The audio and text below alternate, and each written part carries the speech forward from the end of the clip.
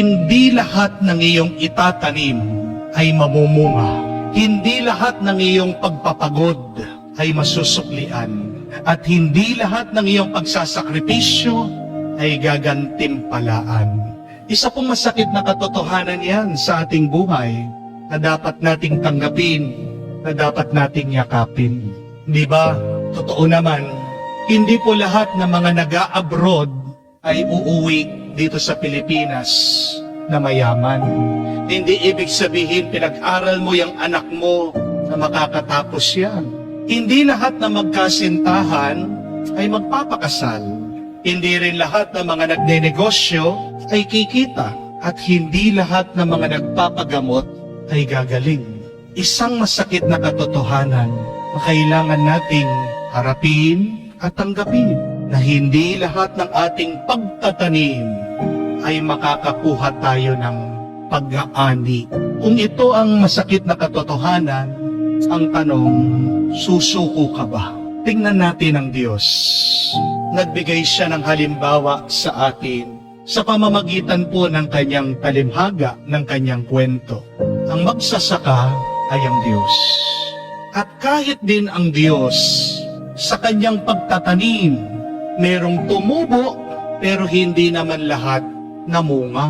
Tumubo ang tinanim niya, pero marami ang nasira. Meron tinanim na tuyo. Meron siyang tinanim, pero kinain ng mga ibon. Meron siyang tinanim, pero inapak-apakan ng mga tao. Meron siyang tinanim, pero hindi namunga dahil mabato, hindi nag-ugat. Meron siyang tinanim, pero pagkatubo, ito ay nasakal sa matinik na halaman. Pero tingnan niyo po, kahit na walang bunga ang tinanim ng ating Panginoon, ang mabuting balita, hindi siya tumigil sa pagtatanim. Hindi siya tumigil sa pagpapagod. Hindi siya tumigil sa pagkakayod. Bakit nagpatuloy ang Diyos kahit na walang bunga ang ginagawa niya?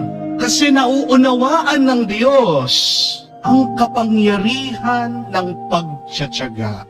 Alam ng Diyos na kung hindi siya titigil, matatagpuan din niya ang matabang lupa na kung saan diyan magmumula, magpapatubo ng maraming bunga. Mga kapatid, kahit na marami tayong kabiguan sa buhay, kung hindi ka susuko, makikita mo din ang matabang lupa mo na magbibigay din sa iyo ng maraming bunga ng iyong tagumpay.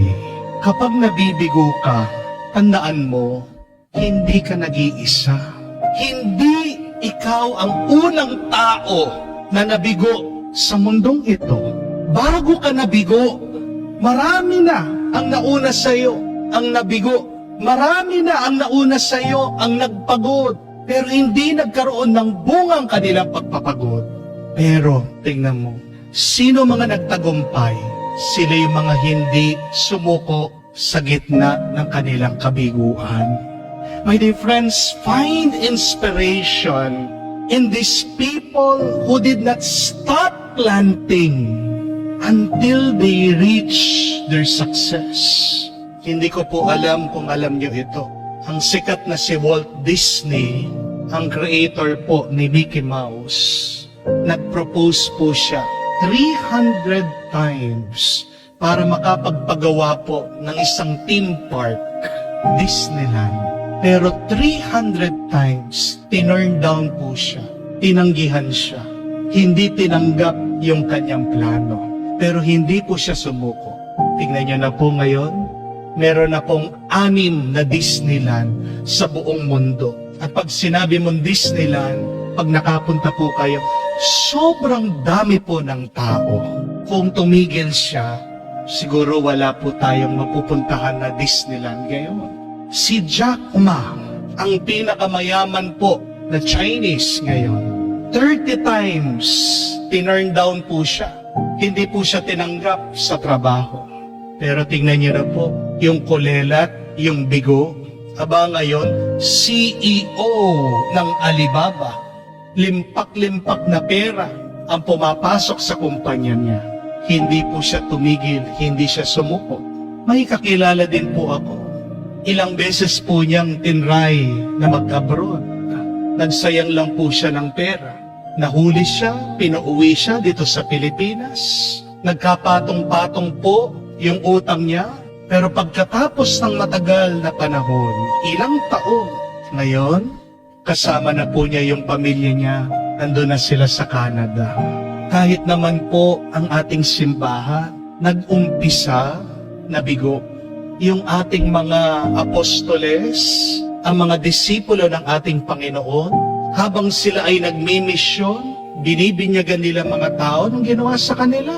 Pinatay sila, pinahirapan sila. Si Santo Tomas, na pumunta po sa India, mangilan-ngilan lang po ang nakumberte niya. Pero tingnan niyo po ngayon, pumunta kayo sa India, milyon-milyon na po ang mga Katoliko doon. Baka isang dahilan, bakit din gusto mong sumuko, ay dahil ine-expect mo, hinihintay mo, naghahanap ka na lahat ng gagawin mo ay magtatagumpay. You are being unrealistic.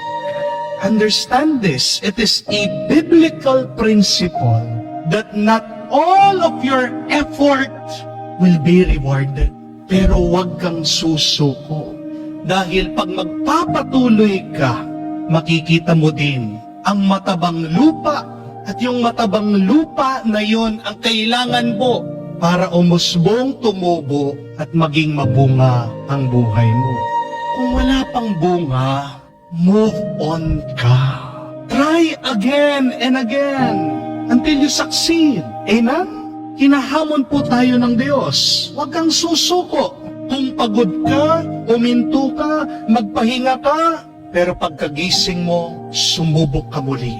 It only takes one good soil. You only need one good break. You only need one great win in your life. And all of your failures will be forgotten. Try to find your break, your good soil. Pray for it. Hope for it. And believe God is at your side helping you.